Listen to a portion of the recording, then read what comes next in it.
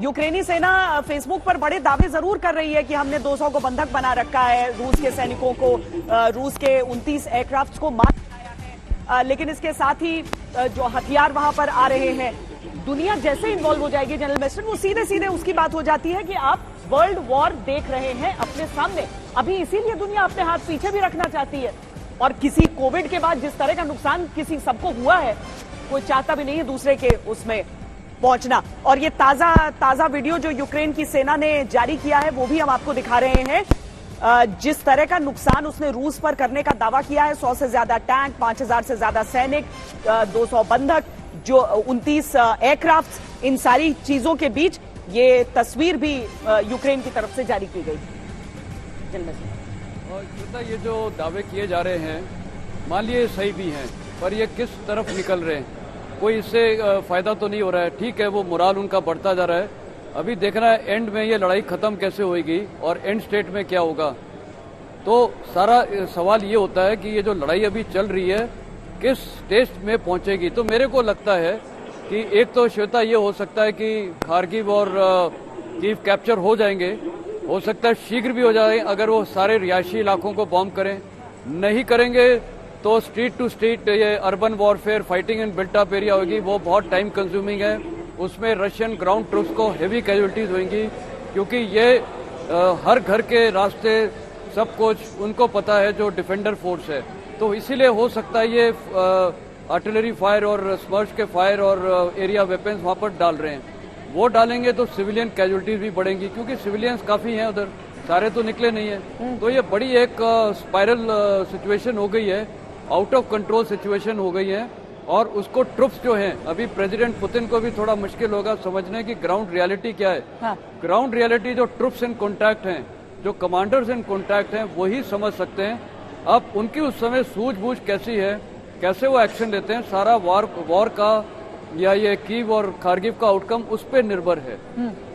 लेकिन जनरल प्रसाद, ये कीव और खार्किव को कब्जे में लेने की मंशा आपको दिख रही है, या केवल उसे कट ऑफ करके और जो एक पॉलिटिकल चेंज की बात वो कर रहे हैं? क्योंकि पुतिन जानते हैं अगर नेटो को लेकर निर्णय, वो एक पॉलिटिशियन वहां पर जो भी राष्ट्रपति वहां का रहता है वो लेगा। डीमिलिटराइजेशन की बात करते हैं तो अगेन वो एक पॉलिटिकल फैसला हो जाता है। लेकिन उस सब के बीच अगर रूस के 198 टैंकों को वो नष्ट करने का दावा कर रहा है और कुछ तस्वीरें भी जारी कर रहा है, तो किसको अपर हैंड इस समय समझे इस वॉर में?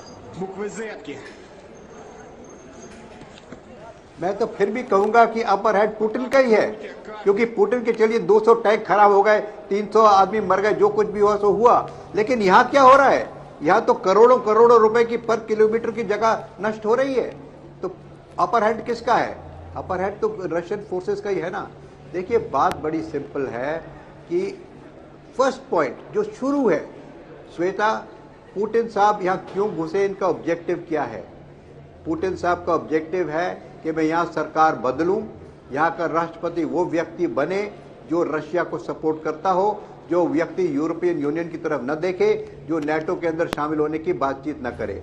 अब कल शाम को यूक्रेन के प्रेसिडेंट ने कह दिया कि हम लिख कर दे दिया कि एप्लीकेशन की we want to join the European Union. तो दिस इज अनदर, मैं कहूंगा इस लड़ाई के बीच में is not a very wise decision.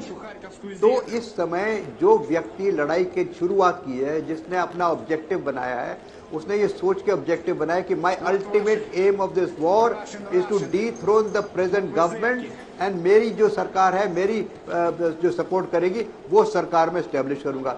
अब वो इतना आगे तक आ गया है, क्या हम सोचते हैं कि वो इस ऑब्जेक्टिव को बिना फुलफिल करे चला जाएगा? मैं तो ऐसा नहीं सोचता।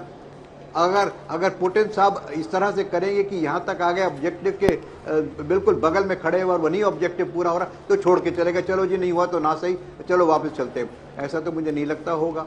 तो उनका ऑब्जेक्टिव है कि, और दूसरी बात बताए, समझिए कि यूक्रेन के प्रेसिडेंट को भी ये सोचना चाहिए कि वो क्या कर रहे हैं। वो अपने बच्चों को मरवा रहे हैं ना, अपने देश को बर्बाद कर रहे हैं। Why doesn't he say, all right, I give up power? तो आई एम सॉरी टू से कि ये दोनों चीजें बड़ी कॉन्फ्लिक्टिंग है, जिसके रिजल्ट, इसका नतीजा बड़ा खतरनाक निकल सकता है। और आप कई दफा कह चुकी हैं, मेस्टन साहब भी कह चुके हैं, is it leading towards the world war. और कल किसी ने बात छेड़ दी न्यूक्लियर की भी एक और। अब न्यूक्लियर की भी जो उनकी तैयारी शुरू हो गई है, तो क्या मतलब है? न्यूक्लियर का बम क्या यूक्रेन में छोड़ेंगे वो? Never, I don't think they will ever strike Ukraine with nuclear weapon.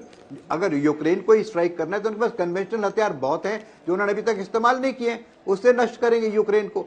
अगर उन्होंने कभी सोचा है कि हम न्यूक्लियर वेपन्स, तो nuclear weapons are going to be used somewhere else, और वो एल्स कहां है?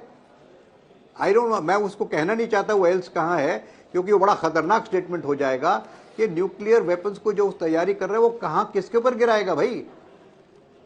जब झगड़ा हो रहा था जापान में, तो जापान का बम तो यहां गिरा था, जापान में तो बम गिरा था। लड़ाई सबसे बड़ी कामयाबी तो आप तभी हासिल कर लेते हैं जब दुश्मन की जमीन पर युद्ध ले जाते हैं। ये कोई बॉर्डर पर लड़ी जाने वाली लड़ाई नहीं है कि रूस को भी नुकसान हो रहा हो, उसकी भी क्षति हो रही हो। उस हिसाब से जान माल का तो होगा क्योंकि उसके फोर्सेस वहां पर हैं, लेकिन वो दुश्मन की जमीन पर अगर लड़ाई होती है तो एक पहली सफलता आपको वहीं पर मिल जाती है कि वो डिफेंड करना और अटैक करना दोनों उस देश की जिम्मेदारी यानी यूक्रेन की स्थिति में हो गई।